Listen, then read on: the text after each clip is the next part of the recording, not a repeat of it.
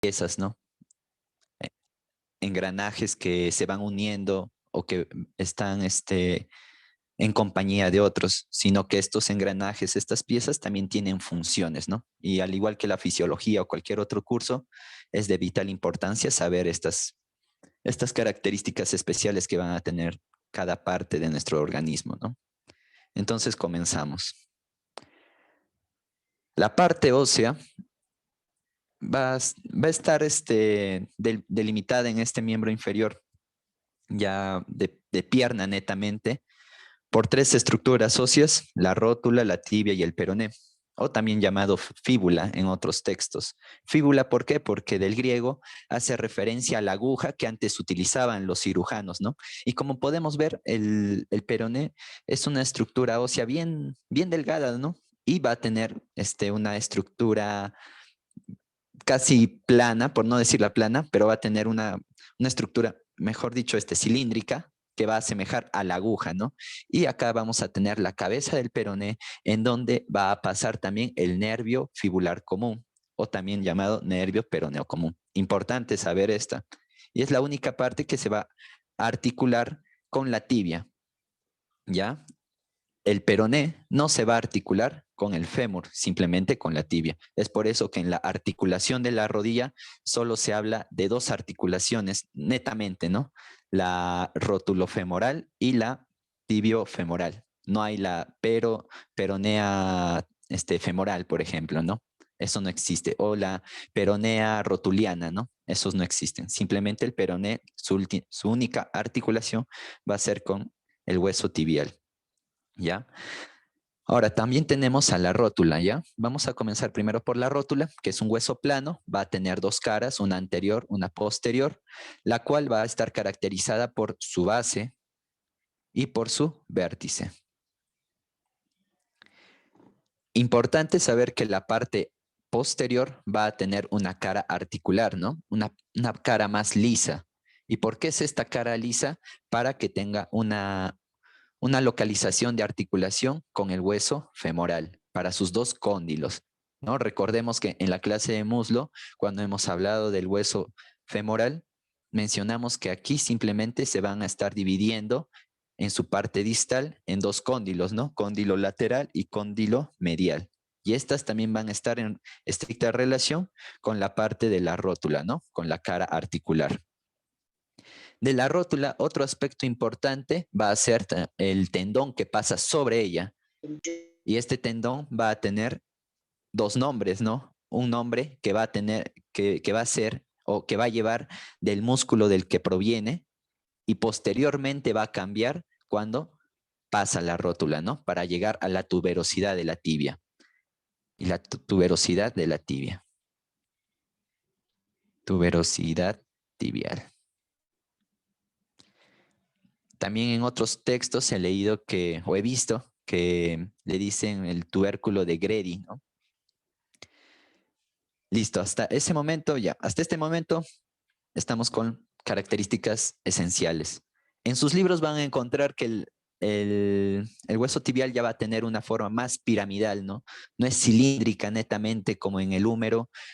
En la parte, en el primer tercio proximal va a tener una forma cilíndrica y conforme va bajando, va a rotar sobre su eje y va a comenzar a tener una forma piramidal. Aquí ya es netamente piramidal, ¿no? Una base triangular y con dos caras anteriores, una lateral, una medial y una cara posterior, ¿no? Lo que netamente es una pirámide, ¿no? O un prisma. Acá vamos a encontrar a los cóndilos también, cóndilo medial, cóndilo lateral, la cara articular para el peroné, pero ya ese es para la parte posterior. También la cara lateral, la cara medial, como había dicho, el cuerpo tibial, el borde medial, infinidad de partes. Pero lo que quiero que ustedes recuerden va a ser la parte proximal y la parte distal. ¿Por qué la parte proximal y la parte distal? En la parte proximal vamos a tener estructuras importantes para la articulación más grande del organismo. ¿Y cuál es la articulación más grande del organismo? Es la rodilla. también es es la articulación más compleja del organismo. Ojo, es la más compleja, pero no la más congruente. ¿Qué quiere decir congruencia? Que va a tener diferentes puntos de ejes que van a tener una intersección sobre ella. La articulación más congruente, como habíamos mencionado en la parte de muslo, va a ser la cadera. Y la articulación que va a tener mayor movilidad va a ser la del húmero con la parte de la escápula, ¿no? En la cavidad glenoidea. Listo. Entonces ya estamos haciendo un recordaris de todo lo que hemos avanzado hasta el momento. Entonces, para la parte distal de la tibia vamos a tener al maleolo. Maleolo medial.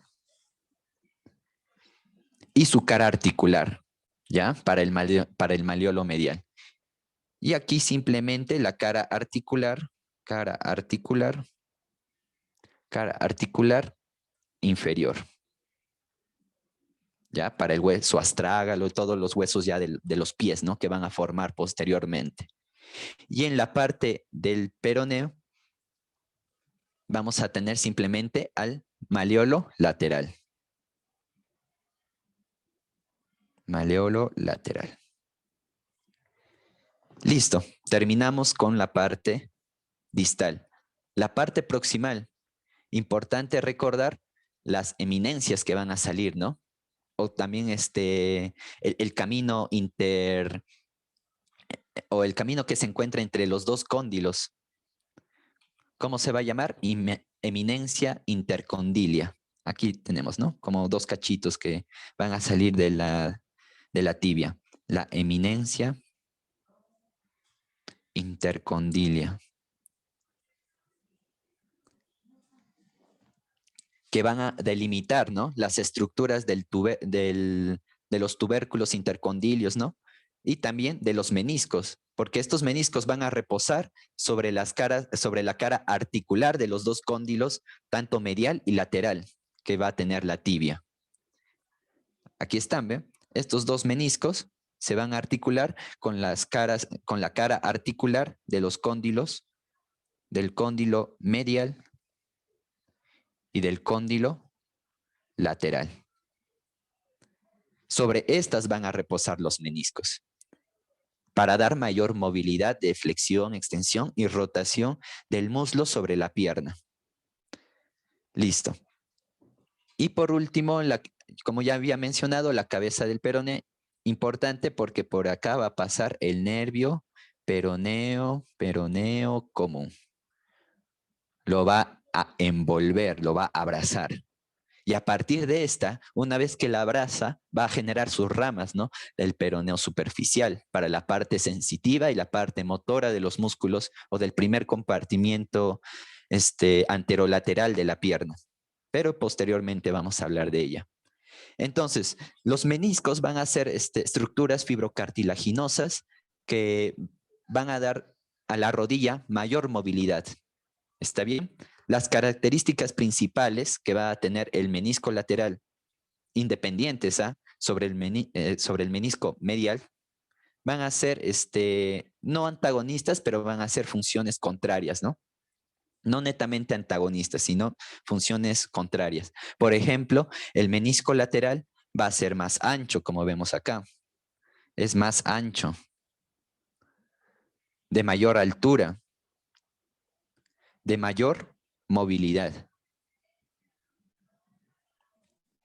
Cuando nosotros jugamos fútbol, y acá en esta clase vamos a hablar de bastante medicina relacionada al deporte, nosotros por lo general siempre intentamos hacer rotaciones laterales.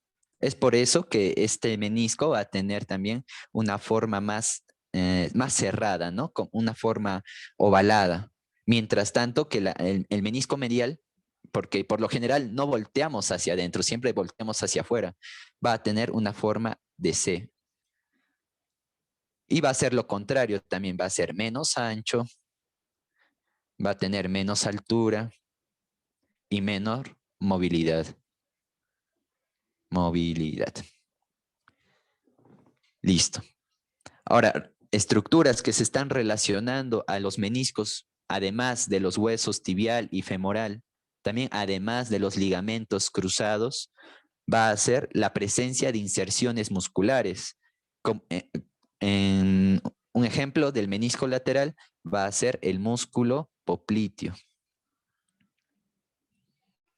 Y del músculo medial va a ser la inserción del ligamento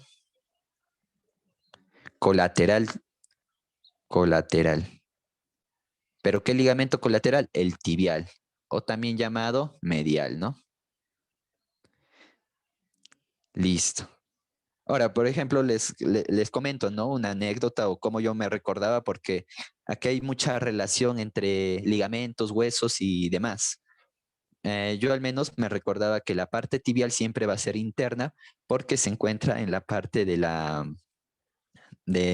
ingle, ¿no? Entonces la parte de la ingle siempre va a tener mayor temperatura, ¿no? Por eso es que es tibial, tibio. Y lo de lateral peroné, ¿no? Yo usaba eso. Bueno, ah, sí, está bien, ya. Entonces, vamos a tener a los tendones y ligamentos que ya mencioné anteriormente, ¿no? Pero importante recordar, como ya había mencionado, la eminencia intercondilia, ¿no? Porque de esta eminencia intercondilia van a salir ligamentos, los ligamentos cruzados, y también van a estar en estricta relación con los meniscos, ¿ya? Y esto hablaremos acá. Entonces, de esta eminencia, que va a estar relacionado con los meniscos y con los tendones, vamos a tener, disculpen, a los ligamentos, vamos a tener a los ligamentos de mayor importancia de la rodilla, los ligamentos cruzados, que van a salir de un cóndilo femoral externo y también del cóndilo femoral interno. Del cóndilo lateral o cóndilo femoral lateral o externo va a salir el ligamento cruzado anterior, ligamento cruzado anterior. ¿Ya? Y del cóndilo femoral interno va a salir el ligamento cruzado posterior. Listo, nada más. Ahora, en una relación más lateral y medial, vamos a tener a los ligamentos colaterales. Los ligamentos colaterales mediales, ligamento colateral medial, ¿ve? Medial es tibio, por eso medial, y ligamento colateral lateral.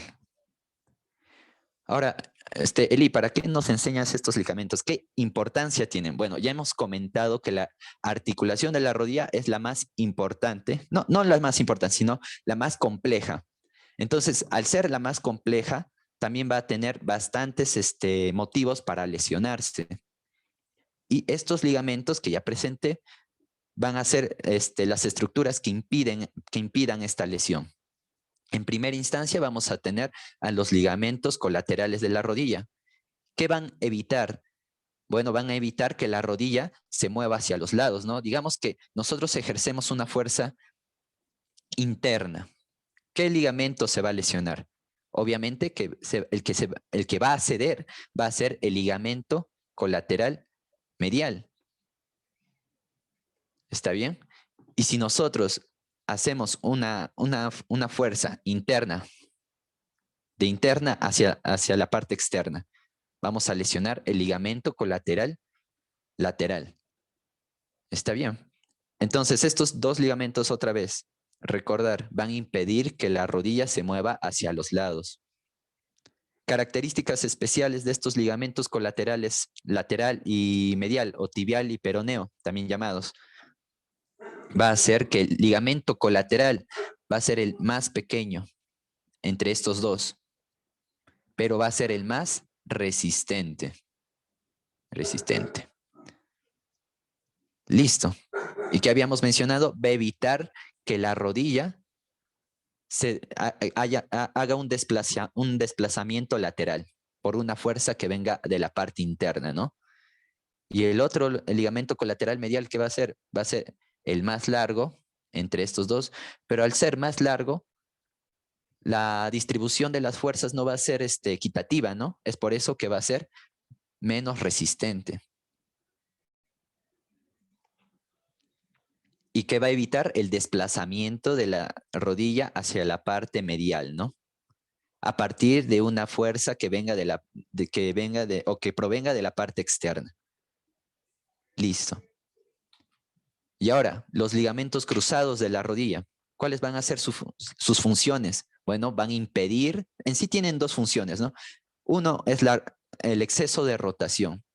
Van a impedir un exceso de rotación de la tibia, del fémur sobre la tibia. Y también van a evitar un desplazamiento desproporcionado de la tibia sobre el fémur. Quiere decir que estos cruzados van a impedir que la tibia vaya a una posición demasiado anterior sobre el fémur o también demasiado posterior del fémur, ¿no? Por ejemplo, acá tenemos la tibia, el fémur, y acá la tibia. Ay, disculpen. Acá está, la tibia, ¿no? Lo que va a impedir, y acá el pie ya, lo que va a impedir estos ligamentos cruzados es que la tibia se vaya para adelante, ¿no? Aparezca acá. O también de manera posterior.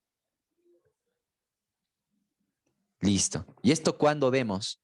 Cuando nosotros estamos corriendo e intentamos frenar sin ningún apoyo, vamos a romper estos ligamentos y es ahí cuando la tibia se va a ir a una parte posterior o a una parte anterior.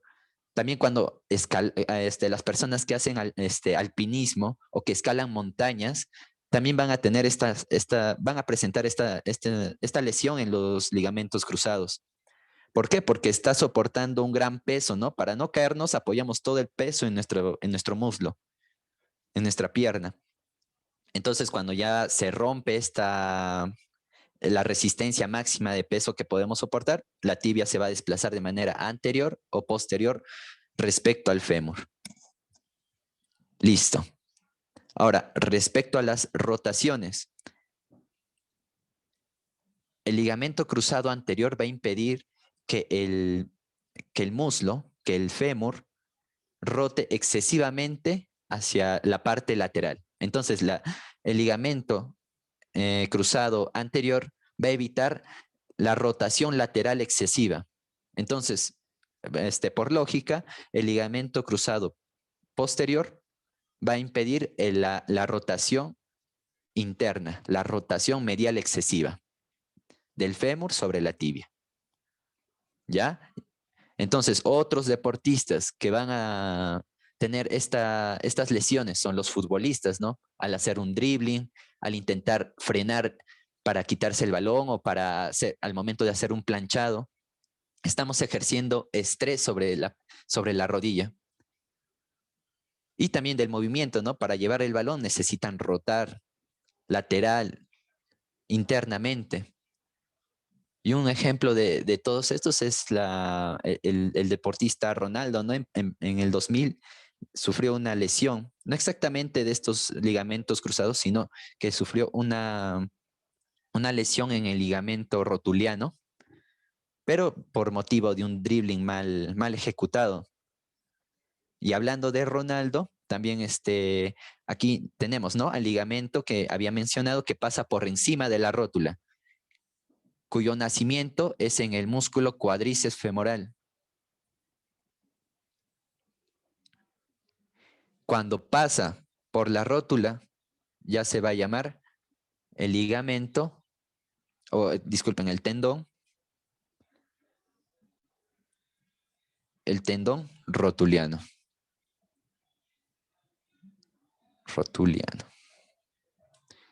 Listo. Nada más. Entonces, para hacer un breve recordaris de todo lo que hemos hecho, tenemos dos articulaciones importantes en la rodilla, la femororotuliana y la femorotibial. también importantes porque van a estar en estricta relación con los ligamentos cruzados, los ligamentos colaterales. Importante, ¿no? La estimulación rotuliana, ¿no? O el reflejo rotuliano, o también llamado reflejo patelar, en honor al otro nombre del hueso rotuliano, ¿no? Que es patela. ¿Y dónde vamos a, cómo vamos a generar este reflejo rotuliano? Estimulando el tendón rotuliano. Se da unos golpes acá en el tendón rotuliano y vamos a estimular para que la pierna haga una extensión. ¿Y qué nervio vamos a estimular aquí? El nervio safeno. Y el nervio safeno rama de qué nervio, ¿de qué nervio va a ser? Del nervio femoral. Entonces, una vez estimulado el safeno, esta información sensitiva va a pasar también al nervio femoral. También va a generar una estimulación motora. Va a contraer al cuádriceps, como es un músculo anterior del muslo, que va a hacer extensión de la rodilla. Nada más. ¿Y a dónde va a llegar? Habíamos mencionado a la tuberosidad de la tibia. Listo. Continuamos. Ahora hablemos un poco de los músculos. Los músculos aquí, al igual que en todos los segmentos que hemos topado de miembro superior, se van a dividir en compartimentos, ¿ya? Y estos compartimentos en la parte de la pierna van a ser 3, pero podemos contar 4 si consideramos el compartimento posterior en uno superficial y en uno profundo. En total, todos estos compartimentos van a contener 14 músculos. Ahora, comenzamos por el compartimento anterior. En primera instancia vamos a tener al músculo tibial, pero tibial anterior. Listo. Después, miren, con un solo tendón que va hacia el primer dedo, ¿no? O al dedo gordo. Entonces, estamos en la parte anterior. En la parte anterior debemos de recordar que todos los músculos de la parte anterior van a hacer extensión. En este caso, extensión del pie. Entonces, vamos a tener al músculo extensor del primer dedo. Aquí hay un extensor, pero para todos los dedos, ¿no? Extensor largo de los dedos. De los dedos. Y por último, al tercer peroneo. Al tercer peroneo. Muy bien, entonces, como ya habíamos mencionado, estamos en la parte anterior. Van a hacer extensión. No sé de qué, pero van a hacer extensión. Vamos a hacer extensión. ¿De quién, pero? De los dedos. ¿Está bien? O del pie. Y también, ya esta extensión va a ser llamada dorsiflexión. Dorsiflexión. Que yo me quedo con este nombre, ¿no? De dorsiflexión. Porque la parte anterior que vemos de nuestro pie es el dorso y la parte posterior del pie va a ser plantar, ¿no? Entonces, nosotros al mover o al flexionar el dorso estamos haciendo ejecución de los músculos anteriores de... Disculpen. Ya, ahora sí. Vamos a hacer mención de los... ya, ahora sí. Disculpen, ha metido gol creo Perú, ¿no? Ok, ya. Entonces, como estaba explicando, ya les había dicho, ¿no?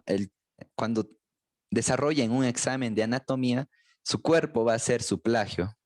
Entonces, si ahorita nosotros intentamos flexionar el dorso, flexionar la parte anterior del pie, vamos a hacer función de todos los músculos anteriores de la pierna, ¿no? Nada más, excepto uno, ¿no? Aquí el tibial anterior va a ser otra función, ¿no? La parte de inversión del pie.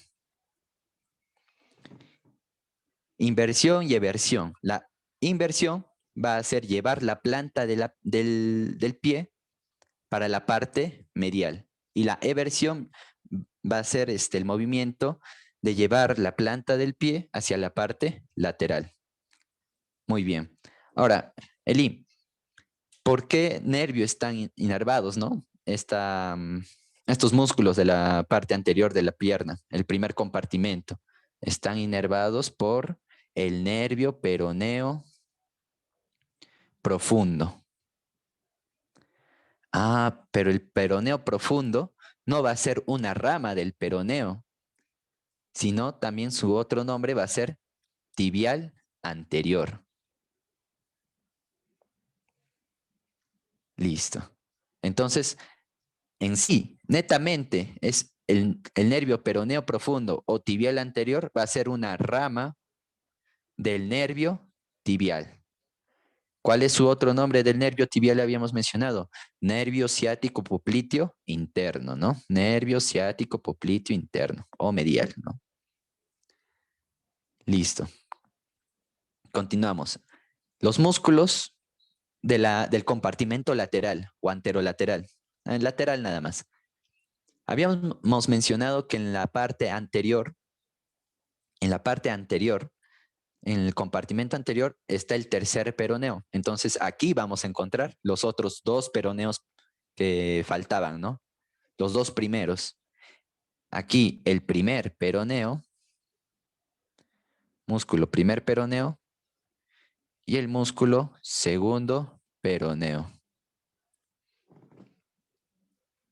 Ya, pero en otros libros lo van a encontrar como peroneo largo y el peroneo corto. Listo. Ahora, ¿qué función van a hacer? Eversión. ¿Por qué eversión? Intenten hacer justamente el movimiento de eversión. La estimulación muscular se va a generar en esa parte, en la parte lateral de la pierna. Estamos haciendo uso de los movimientos musculares del compartimento lateral. Entonces es la eversión. Eversión del pie. Listo. También podemos mencionar algunas otras, ¿no? Como ya estamos para la parte del posterior, miren cómo los tendones van para la parte posterior o tienden a ir para la parte posterior, podemos hablar de una plantiflexión.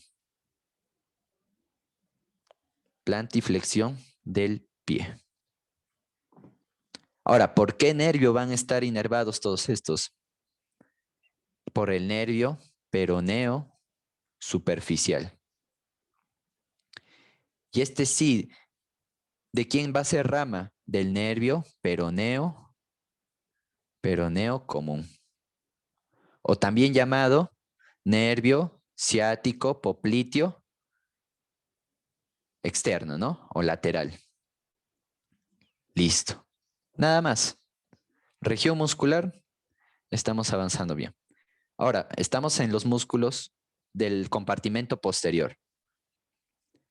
Como había mencionado, podríamos tener en cuenta 4 compartimentos en sí, porque el compartimento posterior va a tener una división, ¿no? Entre los posteriores superficiales y los posteriores, profundos. ¿Está bien? Pero vamos a comenzar por los superficiales. Aquí tenemos a los superficiales. En estos superficiales vamos a tener 3. El plantar largo, el músculo plantar largo, los 2 gastrocnemios, músculos gastrocnemios,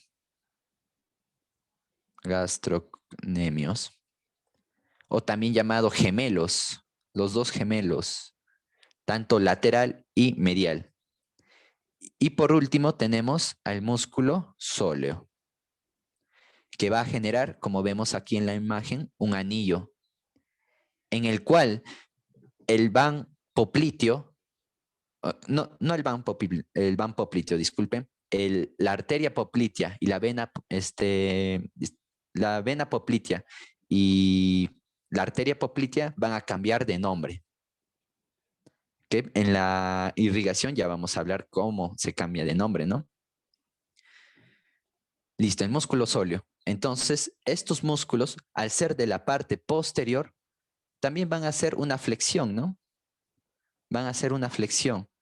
¿Pero qué tipo de flexión? Una plantiflexión. Plantiflexión. ¿Está bien?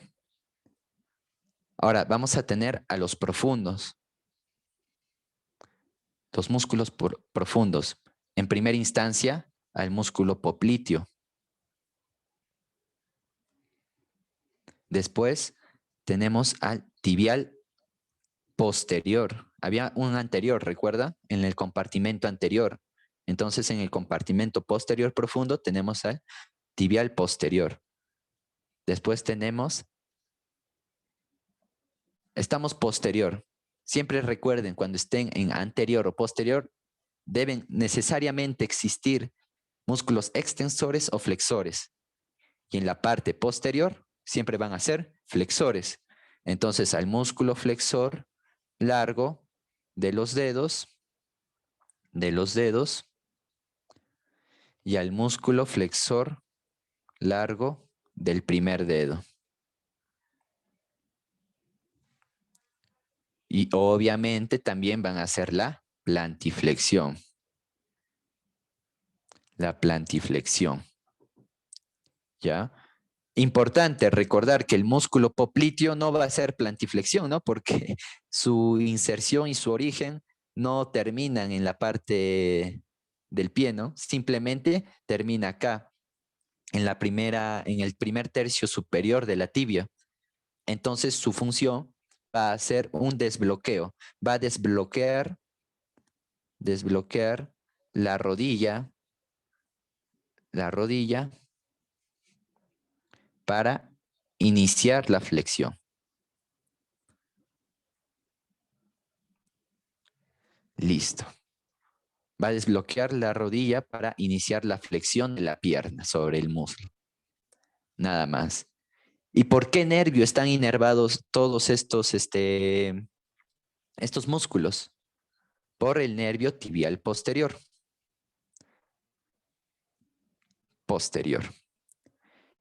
En algunos libros van a encontrar también que el nervio tibial posterior simplemente inerva a los músculos profundos. Va a ser una rama. Y los superficiales netamente por el nervio tibial o el nervio ciático popliteo interno. Nada más. Ahora, como ya hemos mencionado todas las funciones musculares en relación a las estructuras nerviosas, también vamos a hacer mención de la inervación sensitiva. Y si ustedes recuerdan, habíamos mencionado, ¿no? Que el plexo lumbar se va a encargar de la inervación sensitiva de la parte anterior de la pierna y del muslo. Y el plexo sacro se va a encargar de una inervación sensitiva de la parte posterior del glúteo, de la región glútea, del muslo también. Y también de la pierna. ¿Está bien? Entonces, comenzamos. En la parte anterior, otra vez, para recordar, vamos a tener aquí, en toda la parte anterior, al nervio femoral. ¿Está bien? Después voy a poner el nombre. El nervio femoral, hasta el conducto de los aductores, va a formar parte del van femoral.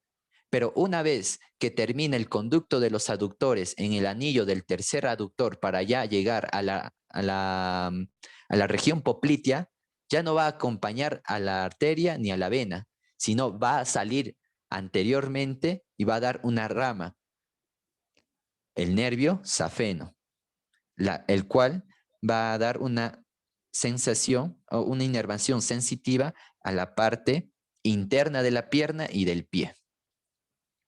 Listo. Entonces tenemos aquí al nervio femoral. Y a partir del anillo del tercer aductor, como habíamos mencionado, va a ser el nervio safeno. Listo. Que va a dar una sensación, una inervación sensitiva a la parte interna, tanto de la rodilla, pierna y pie. Listo. Pero no va a llegar hasta el dedo pulgar, ¿no? Ya. Ahora tenemos al otro nervio, al nervio sural lateral. Nervio sural lateral.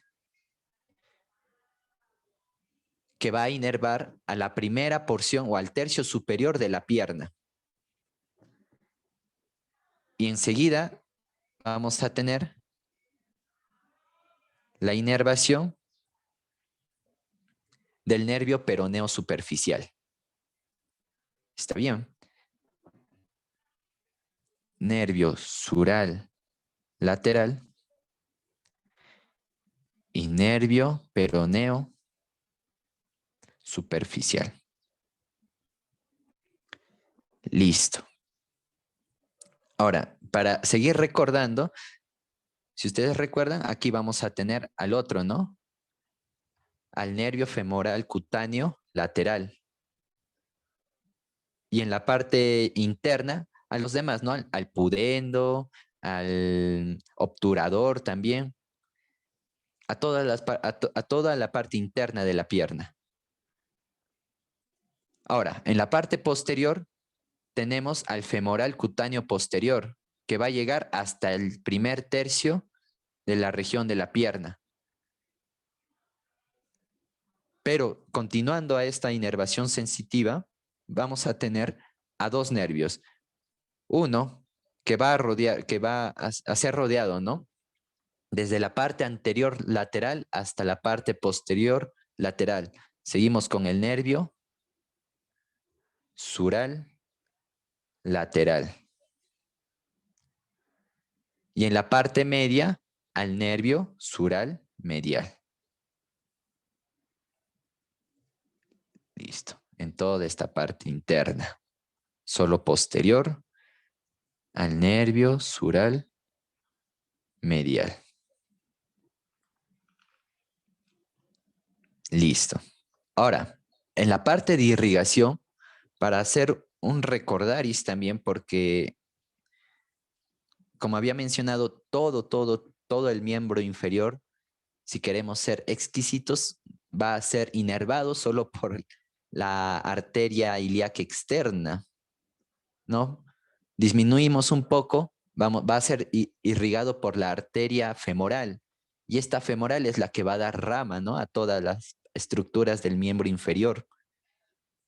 Entonces, para recordar, tenemos a la arteria femoral, ¿no?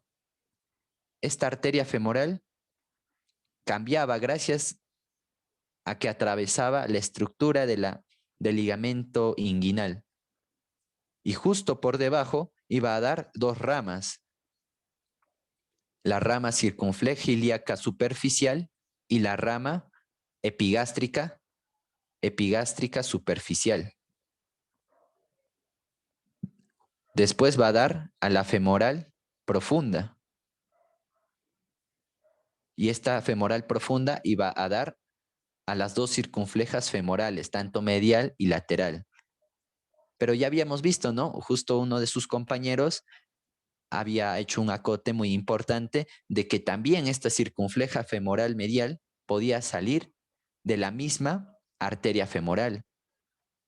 Ahora, investigando más, también la arteria circunfleja ilíaca superficial, puede salir de esta rama femoral profunda. Como ven, las estructuras pueden ir cambiando, ¿no? De una bibliografía a otra, pero las funciones van a ser las mismas. Las funciones de estas dos arterias circunflejas femorales, tanto lateral y medial, ¿qué iban a hacer? Iban a dar 6 ramas que se iban a anastomosar entre ellas para dar irrigación completa al cuello del fémur y un 85% de irrigación a la cabeza del fémur. ¿Ven? Las funciones no cambian. Y en la parte distal de esta rama periférica disculpen, de esta arteria femoral, las 4 perforantes, ¿no? ¿Por qué importantes son estas 4 perforantes? Porque van a hacer anastomosis con las arterias que van a venir de la región de la pierna, ¿no? Para hacer una red de anastomosis a toda la estructura de la rodilla, que posteriormente vamos a hablar. Ahora, esta arteria femoral justo va a pasar por el vértice del triángulo de Scarpa. Y es ahí, en el vértice del triángulo de Scarpa, que va a comenzar el conducto de los aductores. Hasta ese momento, el conducto de los aductores aún va a contener a la arteria femoral propiamente dicha, pero una vez que termine el conducto de los aductores justamente en el anillo del tercer aductor, va a cambiar de nombre, va a ser arteria poplitea. La vena poplitea. Vena poplitea, importante porque ahí es donde va a desembocar la vena safena menor, que ya habíamos mencionado también en la clase pasada. Ahora, para abrir un paréntesis, acá las venas no van a ser tan especiales en su estudio, porque como habíamos mencionado, las venas profundas van a estar en relación de 1 a 1, al igual que las superficiales, pero a nivel de la pierna, cuando ya suben hacia arriba, van a estar en relación de 2 a 1. Es por ello que si se memorizaban el nombre de las arterias y sus ramas, también iban a saber qué venas pasaban colateralmente a estas arterias. ¿Está bien? Entonces, seguimos. Una vez que pasa la arteria femoral por el anillo del tercer aductor, aquí está el anillo, vamos a entrar a la fosa poplitea. Es por ello que cambia la arteria femoral a arteria poplitea. Pero va a haber una arteria, algo rebelde, que va a salir. No va a querer entrar por este anillo del tercer aductor, la cual va a ser la arteria descendente, descendente de la rodilla. ¿Y cuál va a ser su característica? Obviamente va a ir para la parte de la rodilla, ¿no? Como el propio nombre dice, para la parte anterior, pero va a acompaña al nervio safeno. Listo. Acompaña al nervio safeno. Ahora vamos para la parte posterior. Ya estamos en la fosa poplitea. Ya está. Acá está la fosa poplitea. Listo. Vamos a dibujar al fémur con sus cóndilos y a la tibia, ¿no? Con sus eminencias, todo. Listo. Ahí está. Ahora sí. Aquí tenemos al anillo del tercer aductor. Aquí también vamos a tener otro anillo inferior, el anillo del sóleo. Y es ahí donde también va a cambiar de nombre. Pero primero vamos a ver cómo cambia de nombre aquí en la región poplitea. La arteria poplitea va a generar ramas justamente para que se encuentren con las 4 perforantes que van a ser ramas de la arteria femoral profunda para formar esta red de anastomosis, la cual va a irrigar a toda la articulación de la rodilla con las ramas ascendentes. Las 2 primeras ramas que va a generar la arteria poplitea, las arterias superiores, tanto lateral como medial. Luego vamos a tener a otras 2, las arterias inferiores, tanto lateral y medial. Listo. Entonces, como había mencionado ya, estas 2 van a ser importantes porque van a formar la red alrededor de la rótula. Y al igual que aquí, ¿no? antes de entrar al anillo del sóleo había esta arteria rebelde, ¿no? La descendente de la rodilla. También vamos a tener en la región poplitea una arteria rebelde que no va a querer irse ni con la superior ni con la inferior. Y va a entrar a la articulación de la rodilla. Va a ser la arteria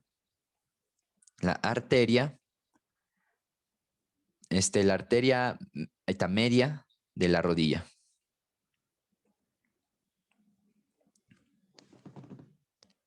Listo. Ahora, inferior a todas estas ramas, ya fuera de la estructura netamente de la articulación de la rodilla, vamos a tener a otra arteria, la arteria tibial anterior. Y esta arteria tibial anterior va a entrar justo por encima de la membrana interósea. A ver, vamos a retroceder. Me olvidé mencionar ello. En los bordes interóseos, que van a estar equidistantes entre los dos huesos tibial y peroneo, vamos a encontrar una membrana, la membrana interósea, ¿no? Listo. Superior a esta membrana interósea, aquí está, superior a ella, vamos a encontrar a esta última rama de la arteria poplitea, la cual va a ser la arteria tibial anterior. Tibial anterior. ¿Ven? Entonces, es esta arteria que se va a ocupar y sus ramas se van a ocupar de la irrigación de todo el compartimento muscular de la parte anterior de la pierna. Va a pasar por la parte anterior del maleolo medial y primero va a generar una arteria dorsal del pie. Después, segundo, vamos a tener a las recurrentes tibiales. Tanto posterior como anteriores. ¿Ya? Y por último, vamos a tener a otra arteria que va a pasar por el maleolo anteromedial, de manera anteromedial y también de manera anterolateral, por los maleolares. Anteromedial y anterolateral. Listo. Entonces, la arteria poplitea, al pasar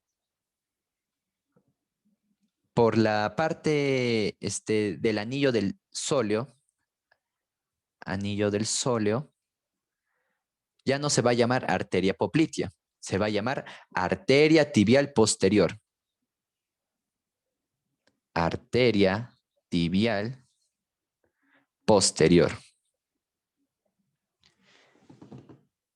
Listo. Entonces, lógicamente, ¿no? Si esta arteria tibial anterior daba ya una irrigación a todos los compartimentos anteriores, a todos los músculos del compartimento anterior de la pierna, esta arteria tibial posterior va a dar irrigación a todos los músculos del compartimento posterior, tanto superficial como profundo. ¿Ya? Y para la parte del peroneo, ya, aquí vamos a tener a las recurrentes, pero en mayor eficacia vamos a tener a la rama de la arteria peronea,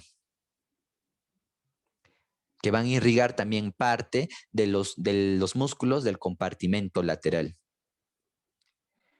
Esta arteria posterior, cuando hagan ya la parte de pie, se van a dar cuenta que en primera instancia va a pasar por el sóleo. Y el sóleo, que es un músculo posterior superficial. Luego va a pasar por detrás del maleolo tibial, después va a ir medialmente por el hueso calcáneo, dando las ramas plantares. Tanto la rama plantar medial, arteria plantar medial, y la arteria plantar lateral. Nada más. Entonces, así se va a estructurar la irrigación de la pierna.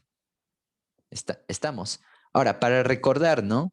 De las venas profundas y superficiales, ¿no?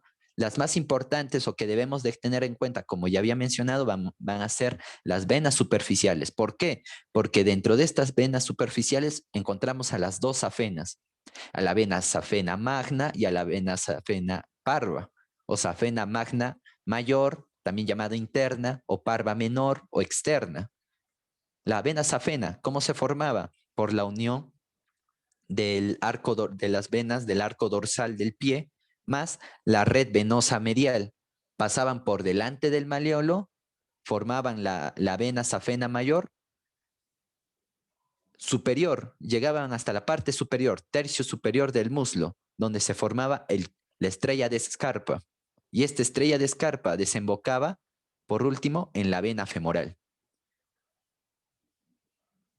Dato importante, antes de que llegue a la vena o antes de que desemboque en esta vena femoral, debe de perforar, ¿no? Esta perforación va a ser en el hiato safeno, en el hiato del safeno. O también llamada, no, solo tiene ese nombre, me estoy confundiendo. Solo tiene ese nombre, hiato del safeno. Ahora, la vena safena parva, menor o externa, también tenía o comenzaba a partir del arco dorsal del pie. Se iba por la parte inferior del maleolo, detrás del maleolo, para formar la vena safena menor. Esta vena safena menor acompaña al nervio sural. Y en la fosa poplitea va a desembocar en la vena poplitea. Nada más, desemboca en la vena poplitea y posteriormente esta vena poplitea también va a llegar a la vena femoral. Nada más, recordar eso. Ahora, para recordar también la parte de la región poplitea, como les estaba mencionando, debemos de hacer mención, ya sí, está bien. Debemos hacer mención a las estructuras que van a estar equidistantes a esta, ¿no? Por la parte inferior, a ver, un poquito más ordenado voy a hacer.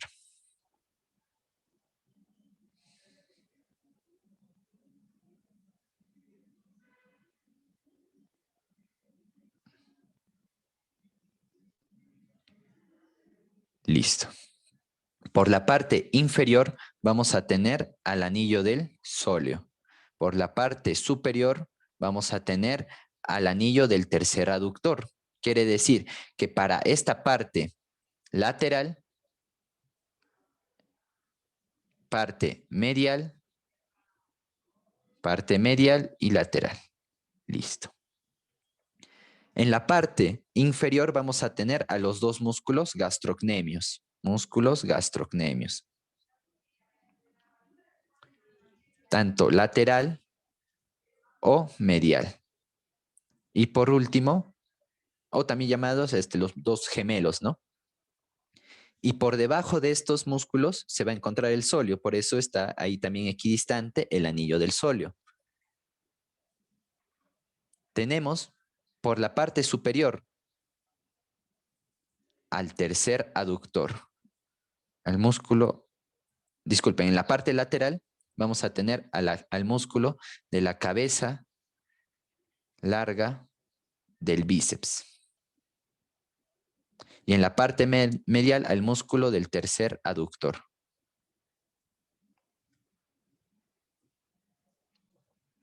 Listo. Debemos recordar las estructuras, en qué orden van a estar ubicadas en esta región poplitea o en esta fosa poplitea. Primero vamos a tener a la arteria, luego a la vena y finalmente al nervio. Arteria poplitea, vena poplitea, pero no es nervio popliteo. Es aquí donde el nervio ciático se divide. Recordemos que el nervio ciático en sí no es un nervio, no es solo un nervio, ¿no? Es la unión o es es el empaquetamiento de dos nervios, el tibial y el peroneo común. Entonces, vamos a tener aquí la división, ¿no? Del peroneo común y del tibial. Si esta parte es medial y esta parte es lateral, entonces lógicamente vamos a estar aquí con el nervio ciático popliteo interno, o también llamado nervio tibial. Y en la parte lateral, al nervio ciático popliteo externo lateral o nervio peroneo común. En un orden de vista anterior a posterior, la más anterior quiere decir que va a estar en más relación con la rodilla, con la articulación de la rodilla, va a ser la arteria poplitea. Quiere decir, ante una fractura de la articulación de la rodilla, ¿qué estructura va a ser la que se va a lesionar también? La arteria poplitea, ¿no? Vamos a ver al paciente ahí con un gran hematoma en la región de la rodilla. Si el paciente sufre una lesión punzocortante, ¿qué nervio, qué estructura va a verse implicada? El nervio cutáneo, el nervio ciático popliteo externo o peroneo común. ¿Por qué? Porque va a ser la que está posterior, ¿no? La que va a estar en estricta relación ya a nivel de la piel, del tejido subcutáneo. ¿Ven? Entonces es por ello que es importante recordar estos nombres, ¿no? Ahora, aquí me estoy confundiendo. No es el tercer aductor, disculpe. Son los dos semis, ¿no? Los músculos semitendinoso y el músculo semimembranoso, ¿no? Semimembranoso. Ahora sí. Listo, chicos. Entonces, las estructuras de la región poplitea, ¿qué debemos recordar otra vez? Cómo están ubicados, ¿no? Desde medial a lateral, arteria, vena, nervio. De tanto anterior, posterior, o anterior profundo y posterior superficial. También arteria, vena, nervio, nervio tibial y nervio peroneo.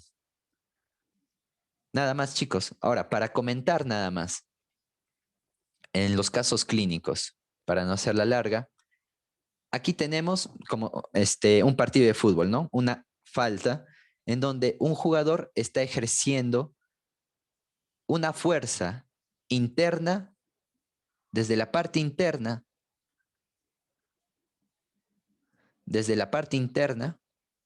hacia la parte externa, ¿no? Así viaja la fuerza. Entonces, ¿qué ligamento va a estar involucrado en este tipo de lesión? Los ligamentos colaterales de la rodilla.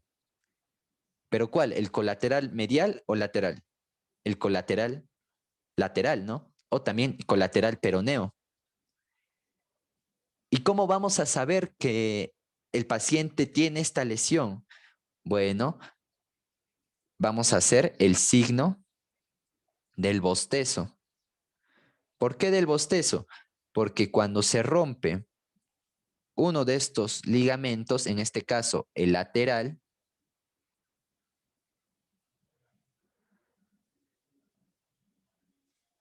asemeja a una boca. ¿Ven? Por eso signo del bostezo. ¿Y cómo evaluamos? Vamos a hacer ligeras, vamos a ejercer una fuerza, ¿no? No también fuerte, y vamos a ver el desplazamiento hacia la parte lateral o medial de la rodilla. Y vamos a dar el diagnóstico, ¿no? Ah, tiene signo del bostezo lateral, signo del bostezo medial. ¿Por qué? Porque sufrió una falta en donde a este jugador le ejercían una fuerza desde la parte interna para la parte externa. Nada más. Ahora, como mencionaba, tenemos al signo del cajón positivo. en donde están implicados los ligamentos cruzados. ¿Y cuándo eso se va a dar? Cuando intentamos frenar de un momento a otro o intentamos hacer una rotación excesiva, ¿no? ¿Y eso dónde pasa? En el fútbol. Aquí vemos a Ronaldinho, excelente jugador, en donde hacía bastante dribbling, un juego de dribbling, donde a cada rato movía la cadera y también ejercía una rotación del muslo sobre la pierna. En otras palabras, del fémur sobre la tibia. Entonces, él sí tuvo bastantes complicaciones en sus ligamentos cruzados. ¿Por qué? Porque su estilo de juego ameritaba ese tipo de lesiones. ¿Y cómo sabemos que sus ligamentos cruzados se han roto? Con el signo del cajón positivo. ¿Por qué vamos a tener un cajón positivo anterior y un cajón positivo posterior? ¿Anterior cuándo? Cuando la tibia se va de manera anterior respecto al fémur. ¿Ven? Aquí vemos. Listo. Tibia, fémur. De manera anterior. Tibia, fémur. De manera posterior.